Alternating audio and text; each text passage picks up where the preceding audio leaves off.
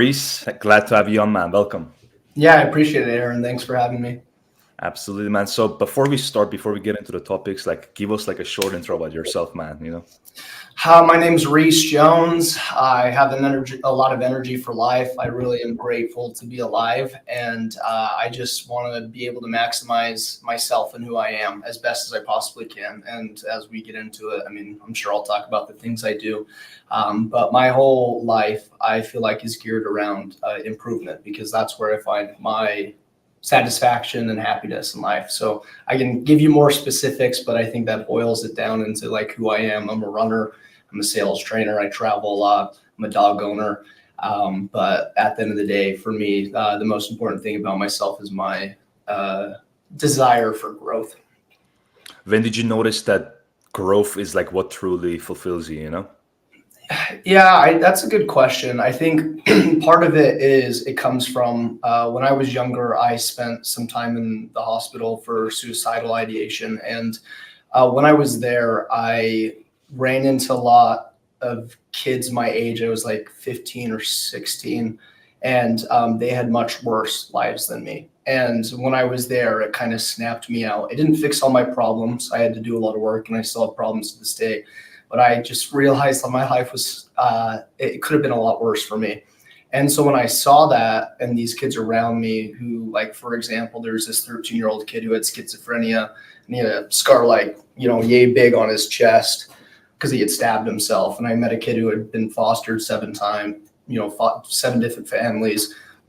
And I just remember being like in that moment and like I went from depressed to like, let me figure this out because there's people out there who need help, like actual like help. And if I could be a part of that, that's all I could ask for out of, getting something out of this life. So I think that definitely started the snowball of like, well, okay, well, how do I become someone who can help those people or have some sort of impact? No, I get that because I feel like a lot of people nowadays take a lot of things for granted. We should be like more grateful because some countries at different parts of the world, people don't really have a lot of things, like they have a lot of physical issues, health issues, no water, no food. So like whenever you get to see that aspect of life, you're like, wow, like if I have the opportunity to maybe turn out, this negativity to something positive, I should take this serious. Yeah, totally agree. And I think from there, it didn't, like I said, it didn't fix my problems. It just gave me this direction, I think. And from there, I had to start soul searching and reading books and listening to podcasts and working out and things like that to really try and find some internal peace so that I could be that sort of rock or just influence for people that are going through some like truly terrible things. And so I want to be able to find out, how do I become the strongest, like a small tangent, but there was this little like video I watched of these heart cells in a petri dish, and what they took is they took heart cells from a bunch of different hearts, and the cells maintained the beats per minute of the hearts. And when all these different cells were put in the petri dish, what they saw is the one that had the strongest pulse, not necessarily the fastest, but like the strongest like electromagnetic pulse or frequency. All the other heart cells matched to that. And so they ended up matching to that beats per minute because that cell had the strongest pulse. And so I'm trying more and more to remind myself of that, of how do I, with all the things out there, all the bullshit, all the negativity, how do I not let my beats per minute be the one that, falls and matches someone else? How do I be that for other people and bring them to a better frequency? Yeah, so you want to set the example. Absolutely. Not for sure, man. Because like sometimes, whether it's your family, friends, people that like they go through difficulties, you want to be that rock, and then they can always rely on you. Yeah, and it's something that is just going to be difficult, right? Like you're going to be up against other heart cells, and so how do you navigate that? But I just, as time goes on, find more and more people matching me. For example, my dad, he did a lot of athletics and when he was younger, and then he'll probably listen to this, and Dad, I love you, let himself go a little bit, especially as he had kids and went through school and has done all the amazing things that he's done and sacrificed for me. And as I got into ultras and training and fitness, I was going very extreme, and I still kind of do.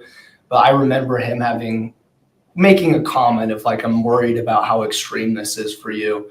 And I get where he was coming from. It just wasn't going to change. And, years later after that comment, he started reaching out to me to work out together. And we worked out in the morning a couple times a week. And now he's been like sending me audio messages while he's just like on the elliptical or working out himself. And now like we don't have to work out together anymore. Like he's doing that himself. And I'd like to believe that I was part of that influence because I held strong. Doesn't mean everyone has to be as intense as me, but my intensity got that heart cell to match my frequency. No, that's lovely to hear, man. I know for sure. Because whenever you see your loved ones like starting to, putting like their health first and training, like low key, that's really respectable, from you, like admirable. Yeah, I appreciate that, man. Yeah, of course. So would you say training was what got you started within like your self-development journey, becoming like an athlete, Yeah, like I did sports in high school, and tried different things and did a bunch of different sports in elementary. But like the physical fitness was the foundation for just my peace of mind and development in general, because there's so many similarities between development in like the physical realm that just move into business, into relationships, and to just emotional health. And we all know if you exercise, you feel better, you look better, right? It's the snowball effect. So like I would say I started to understand that when I wrestled in high school, but after I dropped out of high school and was trying to kind of find my way in life, I read David Goggins' Can't Hurt Me book. And that just got me into like, oh, I need to like do very difficult things to be able to find who I am. And with that comes that self-confidence and peace of mind. As much as it may suck what I'm putting myself through, there's that self-confidence that I don't need anyone to, stroke my ego. I mean, it's nice to get compliments and whatnot, though. It's like, I know what I've put myself through. And that is, something I continue to try and build. And I just continue to see that growth. And it all began with the physical fitness journey. Absolutely. So you would say wrestling is what got you started.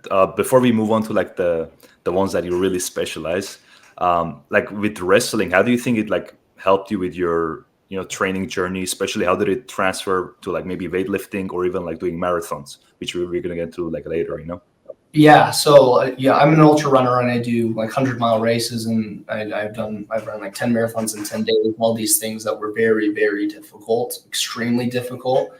And I get asked like, where did that come from? Or like, oh, wow, you've just like been a runner. And like, that's amazing that you've developed that. It didn't start with the running. It started with wrestling in high school. And I might make some people upset, or there might be a debate, but I believe, and I'm biased, I'm aware of that wrestling was the toughest sport in high school. Tougher than basketball, tougher than football. Rugby's up there for sure, as far as like toughness. I not that I did all those sports in high school, but when I was like doing going through practice myself and then seeing these basketball players kind of just like getting their drinks and like having their breaks. It's not that they didn't work their ass off. I know these other athletes did. It was just like wrestling.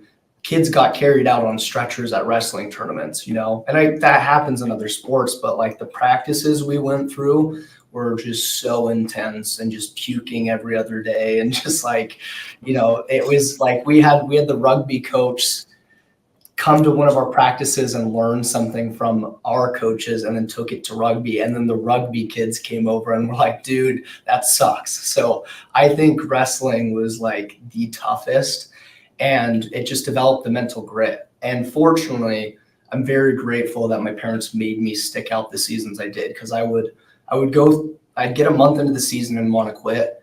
And my parents would be like, no, you're sticking this through. And then I'd get through it and they wouldn't let me quit. And then the whole like year would go by and I'd get excited about wrestling again. And then I'd do another month and I'd be like, I'm done with this shit. And then they'd be like, no, you're seeing it through. So the 3 seasons I wrestled, a lot of that mental grit I owe to my coaches and things like that, but I owe it to my parents for not letting me be a quitter. No, I definitely understand with the wrestling because I'm from Middle East and it's super big there. So Yeah. there is like a definitely like a art, and like it's super difficult because like like in like Russia, like in Iran, like it's like people got like some crazy stamina levels. Like they go for hours, man. Like it's like intense training. So I understand what you mean. Um, so after wrestling, how did you um, move from wrestling to like running and weightlifting? How did that happen? Yeah, so I actually really hated weightlifting. I just thought it was kind of like I understood the benefits a little bit, but when I kind of tried and like did like dip my toes in high school, I just didn't like it. I just was like wrestling's enough for me, and I was so burnt out with wrestling throughout the season that I really didn't do things to take care of my fitness in high school when I was not wrestling. So in the off season, I really didn't do a whole lot.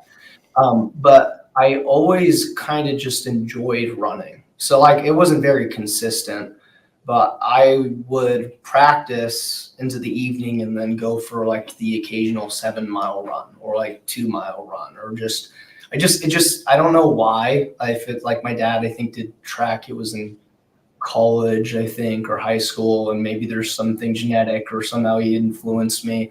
I just kind of casually did it. And so like I would get through my practices and it wasn't like every day, but I would go out and run. And so it just kind of, was there. But I never like set out for a race, and I never like really thought about much about like in high school until I met this girl that I had a fancy for and was like starting to kind of date. And I remember one week I asked her what she was doing. Like, what are you doing this weekend? And she said, oh, I'm running a half marathon. And I was like, oh, how long is that? And she's like 13.1 miles. And I'm like, oh, can I do that? Like, can I sign up? And she's like, you don't like, you didn't train. Like, what do you mean? Like, you're just going to like show up. I think probably the furthest I'd ran was 7 miles at that point. And I was like, yeah, why wouldn't I be able to do it? Like, I was a wrestler. I knew what it meant to like just push through, right?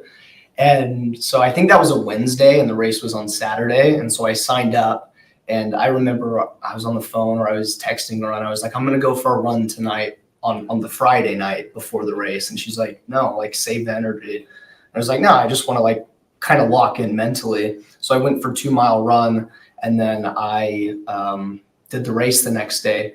And a lot of it was like ego, and I need to like impress this girl, which definitely helped because I got like through mile 5, felt great at mile 6, mile 7. And then when I got towards mile 8, everything shut down. Like I was just mentally done. And I had never experienced that type of what we call bonking, where I didn't eat anything. Like I didn't eat anything during the race. Like I didn't think about like how I'd be needing to get the calories in as I was burning it.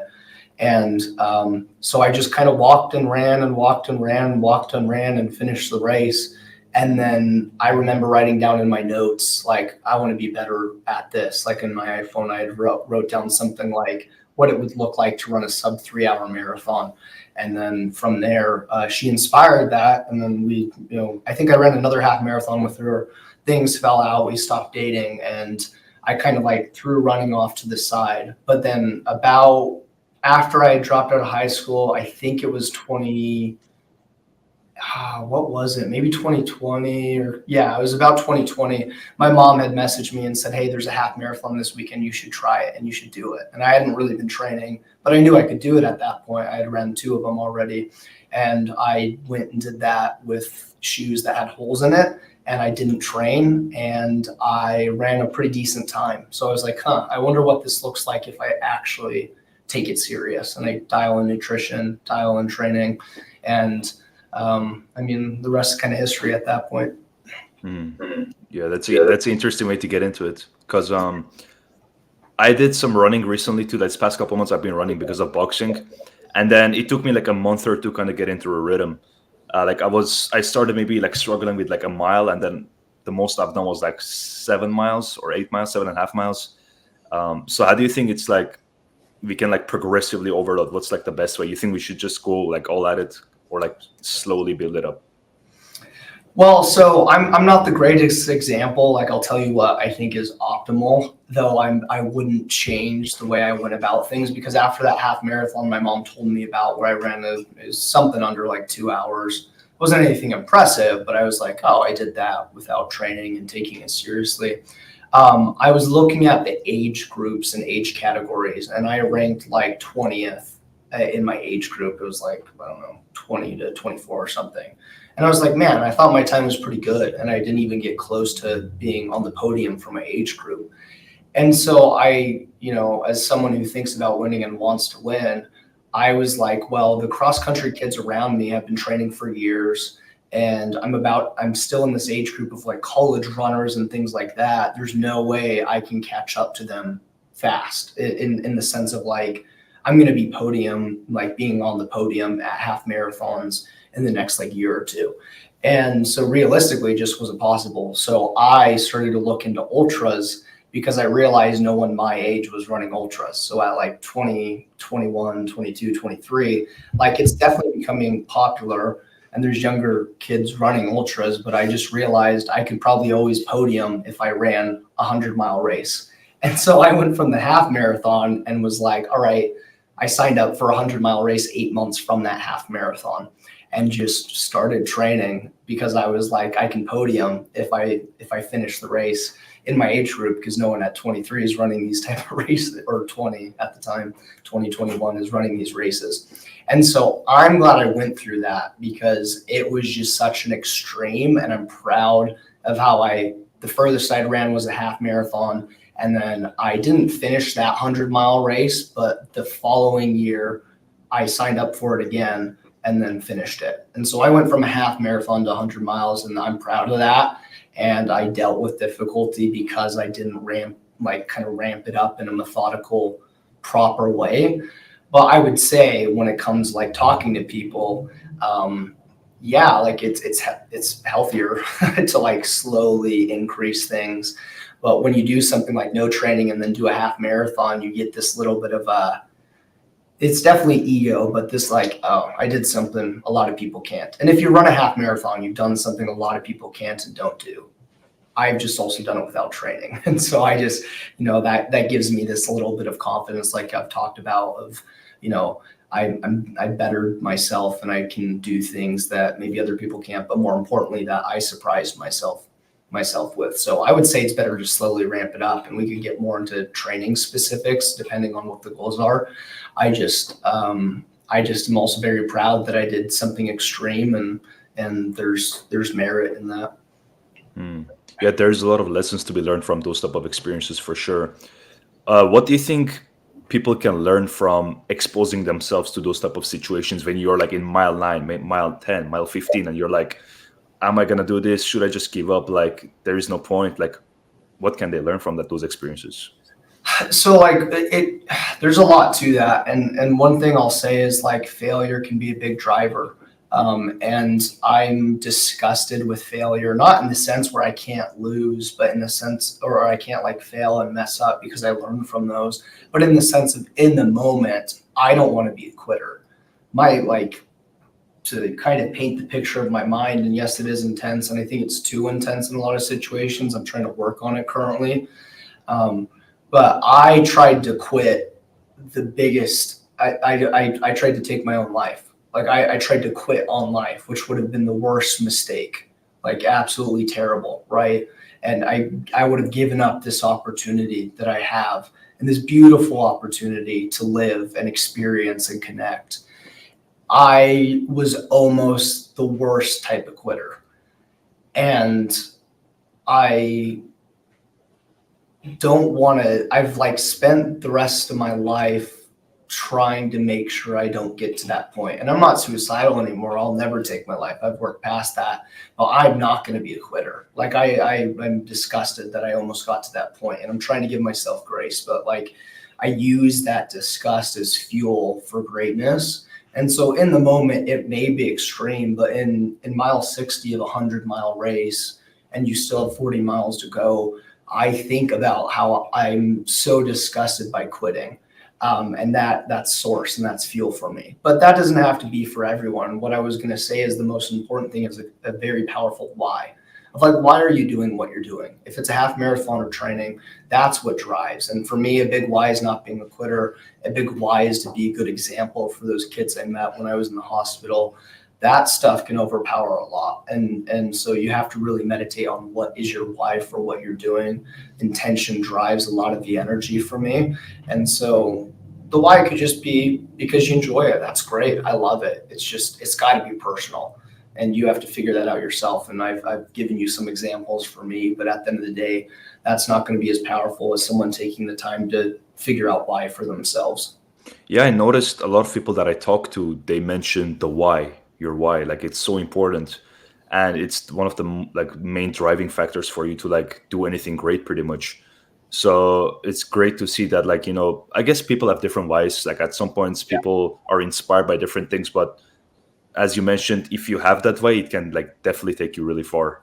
Yeah. What do you think one of your whys is for the things like you're doing? Because I love what I see you doing like online and the conversations we had, but like what's one of your biggest why you have? I appreciate it, man. I would say my main why is pretty much creating what I lack or creating what I needed. Especially having a community around me, having like-minded people around me. That's something that I felt like I've never really had that much, or I'm just slowly building up to. So I'm trying to put myself out there, put my ideas and my beliefs out there, and get people like-minded people around me, so we can build a community. Yeah. That's my why. Yeah, I love it. I think that we talked about it when we met in Vegas like that. I think that's, very, very awesome, and it's needed for you and your community. I appreciate it, man, for sure. So with marathon, like how do you prepare yourself like mentally and physically? Let's just say before like a huge race, Yeah, I think the big thing is first off, what's the goal, right? And so for me, I've gone from just finishing to, like in races, but the first official marathon I ran, I actually ran a sub 3 hour marathon. So I had ran a 100-mile race before and finished 100-mile race before ever doing an official marathon. And my goal was sub 3 hours. So I think setting a goal is important. And I like tiered goals. So that way you're not disappointed, because in a race and things like that, you may just not have a good day. And like this guy I look up to, Arin, he one of the marathons he ran, he just like hit one of the rumble strips, like stepped on it wrong and just like jacked his ankle up or knee or something like that. And it just like took away his goal time. Like it wasn't possible. He did it early on. And so I like having tiered goals for races. Now, a lot of people would tell you burn the boats and don't like think about anything else and only have this be the only way.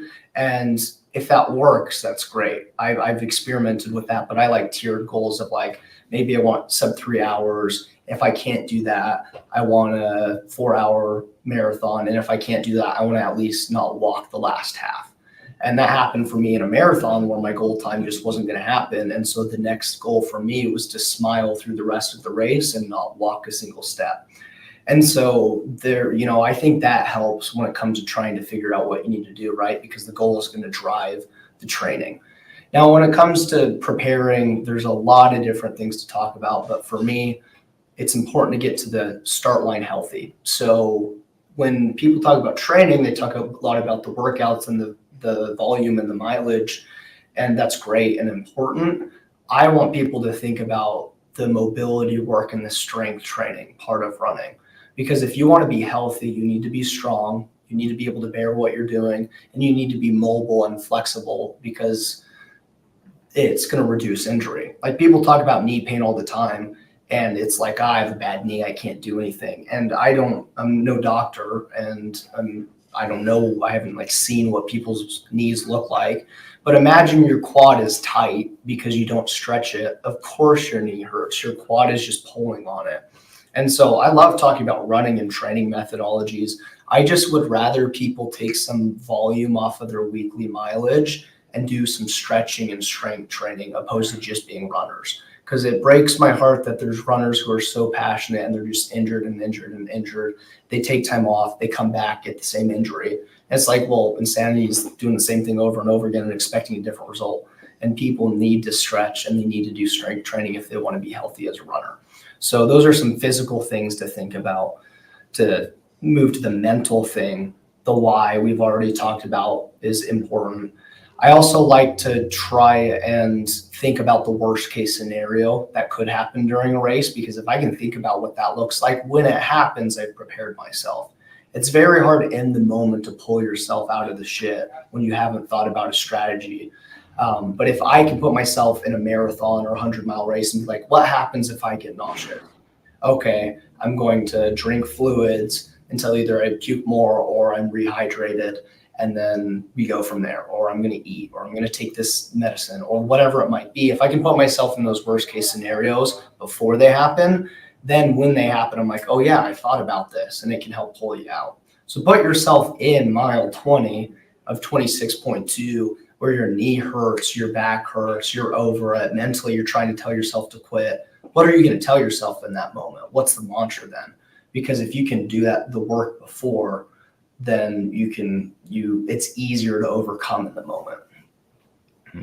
So to sum it up, you're pretty much saying preparation is super important, because like there's this quote that says proper preparation prevents poor performance. That one, Yeah. So that's, you're pretty much saying, instead of like only focusing on the running part, just prepare like the mental part, the stretching part, the recovery part, so you're ready for the worst situation.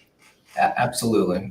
Mentally, try and put yourself there, and that's again with what we were talking about, is like the physical foundation is so important for life in general.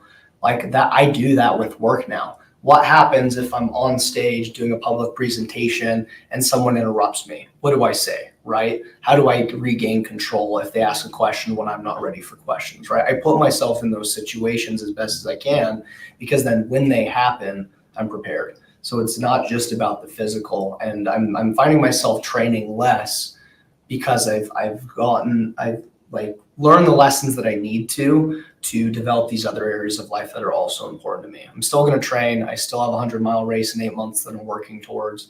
I just want to also branch into other areas of my life, and all these strategies are immediately copied and pasted into the rest of your life. And that's why being physically fit and running or lifting weights or boxing or whatever it is so important in my mind.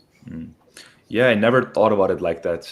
Like, you see, like I'm learning stuff too, so I like Good. that. I like that. Awesome. I think one thing that I need to definitely improve on, and I'm aware, is that like I need to prepare more. It's something that I always struggle with, like, or I'm being lazy with. I'm not just gonna blame it on something else. It's just I'm being lazy with. So I'm gonna definitely take notes on that. So what's like the hardest race you've done? Like you were like, wow, like this is challenging. Yeah. There's quite a few I've had out there. This is a good one. So the most recent one I had, so a little bit of background. When I started getting into running and I decided to do that 100-mile race after the half marathon, I just started listening to podcasts, reading books, and training for it. I only made it. I know it sounds funny, but I only made it 60 miles or 66 and didn't finish the race. So I was disappointed. Right. Signed up for it again. The next year I finished it. And in April 20th, I always forget the year, I'm bad with dates. I believe 2021, my grandpa passed away from stage 4 lung cancer. And leading up to that, I had been thinking about doing a year streak of 1 mile or more every single day, because I'd seen people online do this where they ran every single day for a year. And when I woke up to the text from my mom that he had passed away at like early in the morning on April 20th, 2021, I decided that was the day I was going to start the streak. And I decided to do 2 miles every day instead of 1 mile. And so I started that streak, and I got to the end of the year, and to honor my grandpa, I did the 10 marathons in 10 days to finish that off. So the 10th marathon was the year completion of the streak of at least 2 miles every day. And then I kept the streak going. And so I just kept running at least 2 miles every day and still training for these races. And it wasn't optimal, but I just felt like I should keep doing the streak. I got 2 years into the streak. I got, I think, almost 2.5 into it. And I just got burnt out from running. I think I had a little bit of like this adrenal fatigue, and just was very like, I don't know, like I just didn't enjoy running anymore.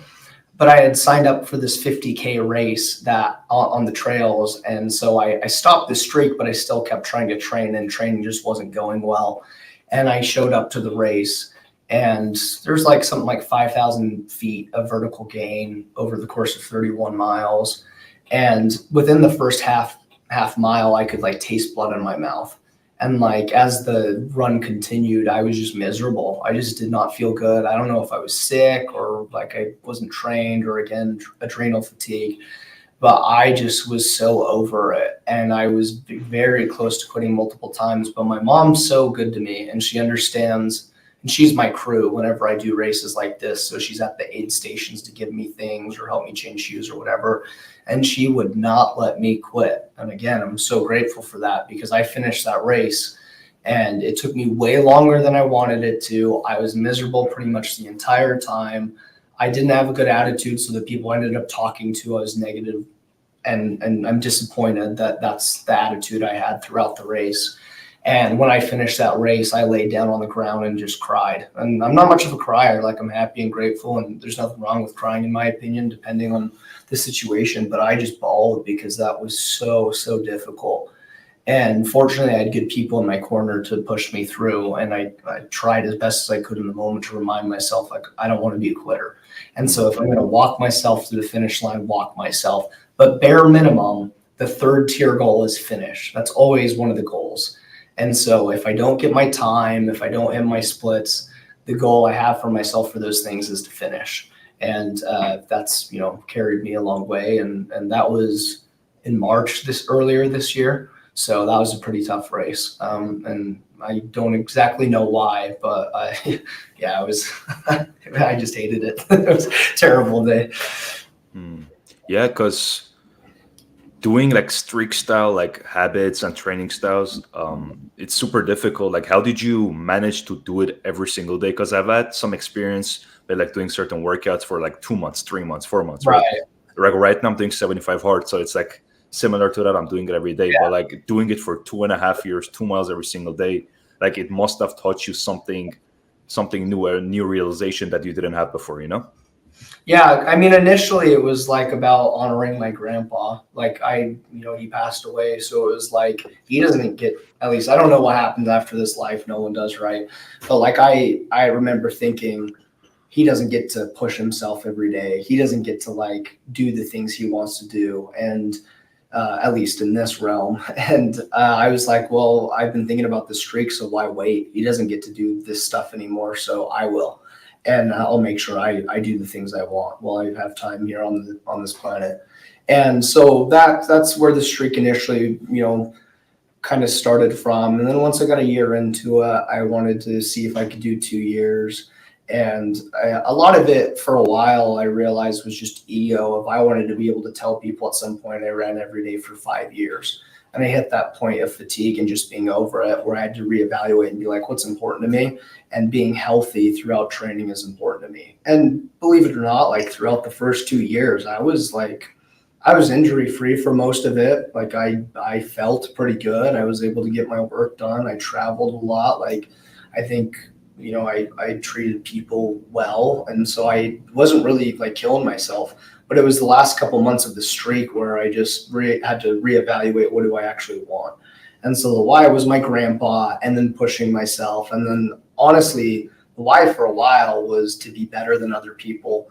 And I think there's some aspects of that can be helpful. It was getting too much into the ego. And I think that burnt me out a little bit. And then it just ended. So I'm proud of myself, and I ran at least 2 miles every day, if not more, through hangovers, sickness, travel, difficult things in the family, like whatever. I did it. And so I proved it to myself. And then, there was a lot of value I got out of that. I just don't think I need to do the streak anymore. So to your point, like the streak style stuff is difficult. I'm glad I did it though. Like I started with 75 hard, I would say, when it came to like physical fitness after high school, is just something where every day you do X. And I think if you do that, it builds foundation. And then from there, you can decide what really matters to you. But if you can't for 7 days work out, I think you should do that one time, just once, just so you can prove to yourself that you can. And then, hey, if you want to rest and have your rest days, like I get it, or active recovery days or whatever, like I'm cool with that. But people should do a streak for some sort of time to build that confidence, because then when you get into normal or optimal training, then you remind yourself of what you have done. And so when things are difficult, I remind myself that I ran every day for 933 days. And like, I mean, that gives me this little bit of like oomph when I'm trying to get through something. So streak style stuff, I don't think you need to, but it'll definitely give you this edge that you don't have if you don't do something like that. Mhm. Yeah, you definitely learn a lot of new things about yourself, especially when you like consistently show up doing certain things, certain habits. You learn a lot. So you said you finished like your running streak with like a 10 marathons in 10 days, right? So like I finished the first year of the streak. First Yeah. year. Okay, okay, okay. Yeah. So once I got to like day 355, I did the 10 marathons in 10 days, finished that. The streak just kind of ended in a crash and burn. Like I picked a day where I was finding like I'm over it, but I didn't want to not do it because I was sick or I was tired. I picked a day that was intentional, where I said, okay, a week from now or whatever, a month from now, I'm over it. And I can't remember why I picked the day I did. But that's how I ended the streak, because it needed to end on my terms, not just because I was sick, tired, whatever. So I picked a day, and then it ended up being 933 days. But the first year, yeah, I closed out the first year of the streak with the 10 marathons in 10 days. How was it like doing like back to back to back to back to back like runs like in 10 days? Yeah, it was interesting. Like I wanted to tie it to like a fundraiser, because as I was training for 100-mile races and things like that, I would tell people about it and they'd be like, "Oh, can I give you money for gels or money for shoes?" And I remember like I would always turn it down. And I was like, I'm training for a 100-mile race. Like, you should be telling me I'm insane. And I mean, some people did, but like, I was like, why are you giving me money? Like, I'm fortunate enough to have money for my own shoes and salt tablets and gels. And so when I started getting to that end of the first year of the streak, I remember thinking, well, if I did something crazy, then, and people are just willing to throw me money, what if I tied it to a good cause? So with the 10 marathons in 10 days to close out the streak, I raised money for the Sound of Life Foundation, which gets people who can't afford hearing treatment, so hearing technology, hearing aids, like, and for hearing loss and tinnitus, it helps those people who can't afford it. And so that was the foundation. It's local here in town, and I just started running and promoting and telling people about it. And so that was a big why for being able to get through it. But if you want to like get into the specifics of the logistics, I was working while I was doing the marathons. So I got up at 2 a.m. every morning, would eat, or well, not every morning when I worked, because I had the weekends. On the weekends, I could just kind of wake up a little bit later, but I would wake up, eat food, drink water, get my shoes on, and then go. And I would take 5 to 6 hours to run the marathon before work. I'd get home, eat, shower, go to work, and I'd work till like 2, 3 p.m. Fortunately, I was able to get off early most days. And then I would go home and do a salt bath or maybe stretch, eat a lot, and I'd go to bed at 5, 6 p.m. or something, and then wake up and do it again. And that was grueling mentally, but I surprisingly like stayed injury free, because I kept the streak going after that. I was running so slow and walking a lot of the like uphills and stuff during the marathons that I didn't like grind myself into powder. I stayed healthy. It was just fatigue and soreness and just straight up my mind being over it. It got boring. Like, it definitely got boring and painful. But I just look back on it and I just almost can't put myself there anymore, because I had to go to a certain place for that, and it almost seems like it didn't happen, but it did. So Like, what do you eat during the runs? For example, you want to do like a long run. Like, what's like the most optimal things to eat? Because sometimes if I run, if it's like long, I may have like some dates, like some dates or like small fruits. Do you think that's good, or I shouldn't be eating that? I think it's good, right? There's a lot, like, I'm not the best like scientist on all the glycogen and sugars and what you burn and things like that, but I know enough. And I mean, for me, the biggest thing is like calories. but sugar for glycogen, and you're burning up a lot of glycogen, especially when you have a higher heart rate per minute. But when you run at a lower beats per minute, you're in more of a fat burning state. So you're using fat as fuel. So it kind of does depend on like what you're doing, because with a 100-mile race, I'm not running 7-minute miles. So I'm much slower and I need fat as fuel. Now, that doesn't mean you don't burn sugar and glycogen in the calories you eat. It's just like that's kind of the big main mode. And when I'm running a marathon and I'm like really pushing myself and my heart rate is like 180, 190 beats per minute, I need much more sugar and glycogen. So when it comes to the right thing, it's kind of difficult to say what is the right thing. But I've done a lot of fruits, almond butter. And when it comes to like ultra running, we just kind of eat whatever. Because like you'll get 60 miles in and be sick of eating and nauseous. But if a banana sounds good, eat it.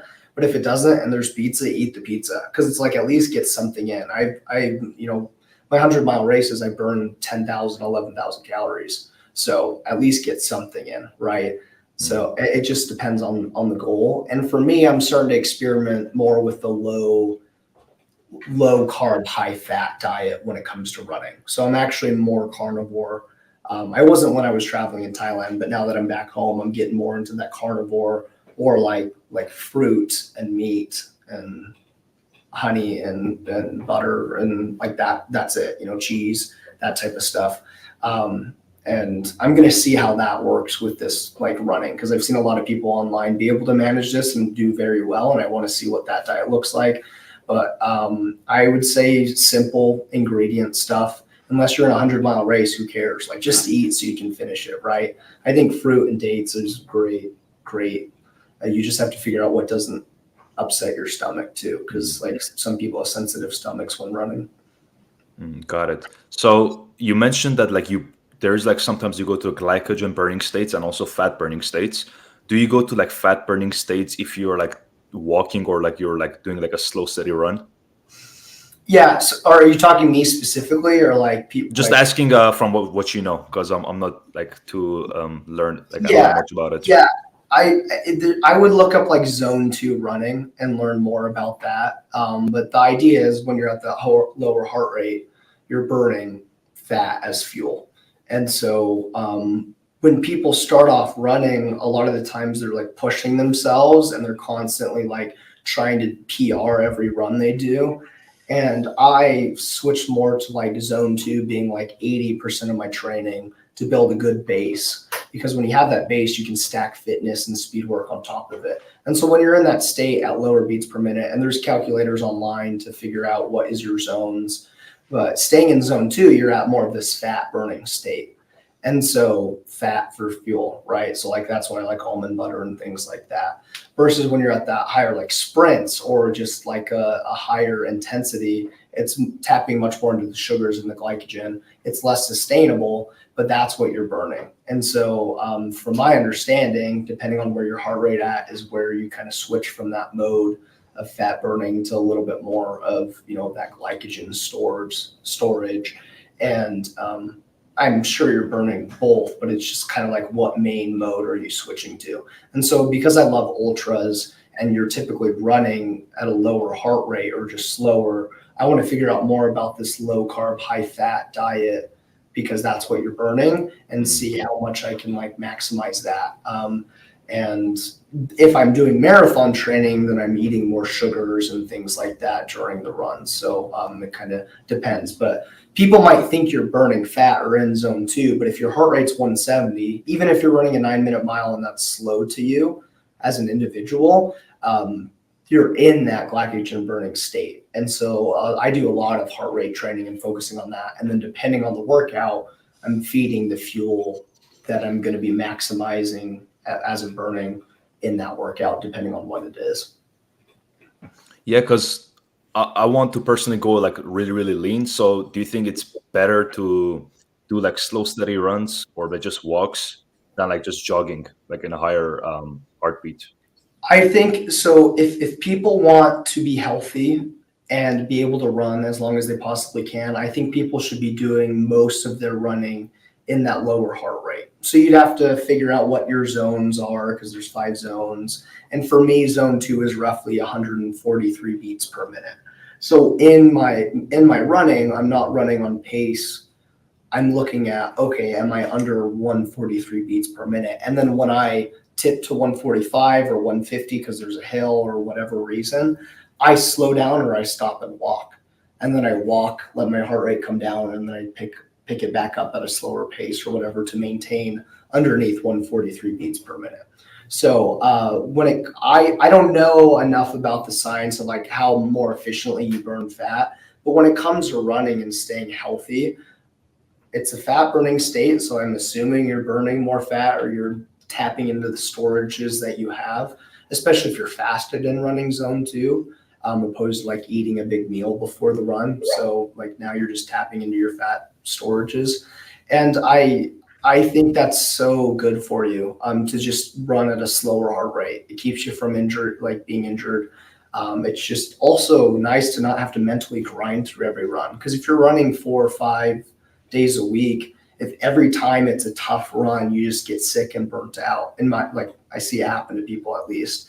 And so the fact that I can go run an 11-minute mile or walk if my heart rate starts to tip into zone 3, zone 4, it's not as much of a grind, and you start to get more present and enjoy it, opposed to when you're constantly pushing the edge of your running fitness every single run. No, I'm going to definitely apply the information. Yeah. I think I've been doing walks at nights, but I'm going to be doing it in the mornings again because I was doing it in the mornings. And since I'm in a fasted state, it's going to be better for fat burning for sure. Yeah. Right. Yeah. So with your training right now, like, do you still run consistently? I do. And I've actually just kind of picked it back up. So I was traveling in Thailand the last month. I got back like 4 or 5 days ago, but for a month I was in Thailand. And right before I left, I just went out and ran a marathon. That's kind of just how I roll. Like I hadn't been training really. I hadn't been running because I was burnt out, like I've talked about. And I was like, I'm just going to go run a marathon before I go party and travel in Thailand. And I went on a couple runs while I was there. But the last day I ran like a 10K or something like that. And then that kind of kicked back off training. So I'm still kind of early into like my training block. But I have a 100-miler in April, a Zion 100. And when you asked me about my most difficult race, that 50K was probably not as difficult as the first time I did Zion 100 or the only time, but it's the most recent one. The time I ran Zion 100 in 2023, it was a terrible race. That one was miserable. I finished though. I just have some beef and I need to go back and like redeem myself at that race. So 8 months from now is Zion 100 again. I'm signed up in 2025 and that's what I'm training for. So I'm kind of in training mode, but I'm really taking it easy. I'm not taking it too serious. I just want to enjoy and kind of ease into it as I get back into shape. So how do you balance like weightlifting with running? What's your training routine right now? Yeah, great question. So personally, the last like 2 or 3 months, because I was not running as much, I was doing a lot of strength training. And so it's difficult to balance both because it's almost like, especially depending on what your goals are, like if you're bulking and then you're running 40, 50 miles a week, it's really hard to get all those calories in, right? And so when it comes to balancing, if someone's thinking like, how do I balance it? I just want to ask them what their goals are. What one's more important to you? Is it just general health? Because for me, running's the most important. So when I'm running and training seriously, I do the strength training that supports running. Versus when I'm not running, I just go really hard in the gym, lift like 5 days a week, super heavy, because I enjoy that. So when it comes to like as I'm training and running, or like trying to build up towards a race, I lift less, and my workouts are much shorter, and I focus a little bit more on strength as opposed to hypertrophy. Or like I'm doing, there's kind of two thoughts. Is either I'm doing like very heavy weight for low volume because I want to build strength in certain areas. So like with my legs, I do that. But the rest of my body, I typically do more of that low weight, high repetition. because that's that zone 2 state we're talking about, and then it's that aerobic system that I'm tapping into. So I lift heavy for my legs because I want the strength when I'm training for a race, like an ultra, like a 100-mile race. But when I do back or arms or maybe an upper body day, I lower the weight. But that was in the past, and now that I've spent a lot of time in the gym, like I just hit a bunch of PRs in this like big strength session block. I want to see if I can still lift pretty heavy or maintain a lot of my muscle while training and still getting fat. So I'm in like experimenting mode. It's going to be different than what I've done in the past, but that's some examples of in the past what I've done. For me, it's about the goal. And if running's the most important thing, you got to balance that. But if strength's the most important thing, just do your cardio and don't overwhelm yourself. It's what is the goal. And I really like the hybrid athlete stuff because that's kind of cool. I think I'm getting more into that of like, I want to be able to deadlift 315 and also go run a 5-minute mile. And so I'm kind of in a new learning mode because I want to see what I can do and how to balance it. Yeah, the goals definitely matter a lot because like I was initially doing a lot of like bodybuilding style workouts, and then like when you build a lot of muscle, you're like, okay, what's next? So I started doing like martial arts, and so now I'm like less focused on bodybuilding and more on training, like martial arts.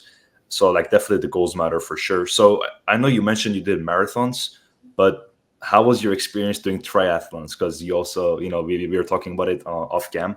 So how was that?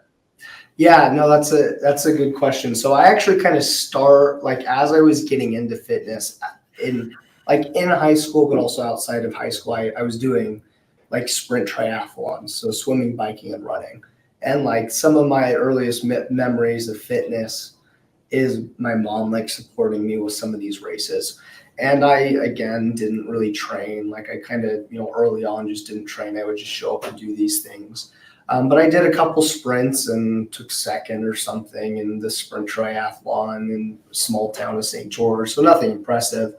I just knew I wanted to do a full distance triathlon. And so for those of you who don't know, a full distance triathlon is a 2.4-mile swim, 112-mile bike ride, and then a 26.2-mile run. So like Ironman is a brand, but they do full distance triathlon. So anyways, you could do a full distance triathlon and not do an Ironman. But typically people think of Ironman when they hear like, triathlons and things like that. And so I wanted to do a full one just because, and there's this guy, James Lawrence, or, he's called the Iron Cowboy. I read his book when I was younger, and I got inspired to try and get into that. And one of the things he did was 50 full distance triathlons in 50 states in 50 days. So his crew would drive him and he'd do a full distance, again, that 2.4-mile swim, 112-mile bike ride, 26.2-mile run every single day in 50 different states for 50 days, right? Insane. And so I read his book on that. I thought that was incredible. And then he wanted to push his limits again and was doing 100 full distance triathlons in 100 days and going for the world record. And I think someone's broke it since then. But when I heard about him doing this, I was like, oh, I need to train so I can go do one with him. So I went and did a full distance triathlon with him. And I didn't train as much as I could have. I think I did it like on day 76 with him. And so I was like swimming and biking and running for a month or two leading up to it. And I just had a miserable day because I didn't train. And I mean, even if you train, it's going to be a tough day. But I just wanted to make sure I did a full distance with him. And I just felt like I didn't have a lot of time. So I just kind of threw myself into it. And I did the swim, and then I got left behind during the bike ride. And at least fortunately for me, he was walking pretty much all the marathons. And so I caught up after the bike ride, 112 miles, and then was able to run and catch up and then walk the rest of the marathon out. So it was like a 17-hour day or something like that. It was just gnarly. But this guy, James Lawrence, was just doing it every day for 100 days. He actually did another one the day after too. Did 101 in 101 days. So that was a gnarly experience too. And as you can tell, I think I just kind of almost find satisfaction not training like I should for these things. Like there's something great about training and like knowing you maximize the training block and worked really hard. I also just find myself doing these things without training, because then it's just mental at that point. And that's, we've been talking so much about physical and training and workouts. To me, this is the mental game. That's why I love it so much. I was a philosopher long before I was a runner, but the running improved the philosophy, that and my philosophical thoughts and comments. So I just, sometimes you need to not train for something if you really want to tap into that mental state. Beautifully said, man. I know you mentioned like a couple books so far, but what's like one book that you would recommend? If you had to recommend one book, what would it be? I would read Letting Go by David Hawkins, which might seem like a little bit of a curveball, because I love all these like ultra events, and James Lawrence Iron Cowboy book is good, and David Goggins Can't Hurt Me book is good. I really, really like Letting Go by David Hawkins. And that's, I told you, I tried to take my own life. I dealt with depression in the past, and I deal with human emotions every single day, just like anyone. And that book is just a great resource on how to work through those and deal with those, and how to really, truly feel and let go. And you might feel like you're letting go of something, but that book just does such a good, I can't do it justice in explaining how to not resist the emotions coming up. And when you allow them to come up and you feel them and you work through them, you just continue to just get better. You just up your frequency, and you're able to tap into the more positive emotions, and you're able to be less resistant to when you feel afraid and when you feel angry. And I think people would hear that and be like, wait, I should resist the anger. And I'm not saying you act on it. And that's the big difference, right? Is this book talks about feeling, but just because you're angry and you're feeling it and you're not fighting it doesn't mean you go knock someone out that you're mad at. It doesn't mean you go like cuss out your family member because you got in an argument. Feel the anger. That awareness is important. Let it go, feel it. But it doesn't mean you act on it. And it's important to be able to manage those emotions and feel them, in my opinion. That book explains it very well. And it's been so helpful in my ultras and the long distance events I do. Because at mile 80, I've been pissed off and like just ready to be done, and so mad at myself, and like just anxious, and if I can hit my splits and if I can finish the race before the cutoff. And that book's helped me be able to come up with strategies to work through that. Yeah, emotional control definitely is like a huge thing. A lot of things, I feel like everyone, you said like everyone feels emotions, but like just doesn't mean you got to act on it. That's super true. Exactly. Yeah. So we've covered a lot of things. What's like next? What's the next for you? Like what? Like you said you're getting ready for another 100 miles, right? Yep, 100 miles, 8 months from now, Zion 100. I'm sure I'll pick up a race here and there. I kind of just like racing and just enjoying the community or the racing, energy. But that's the race I got on my, agenda and what I'm like actually committed to. What do you think about run clubs?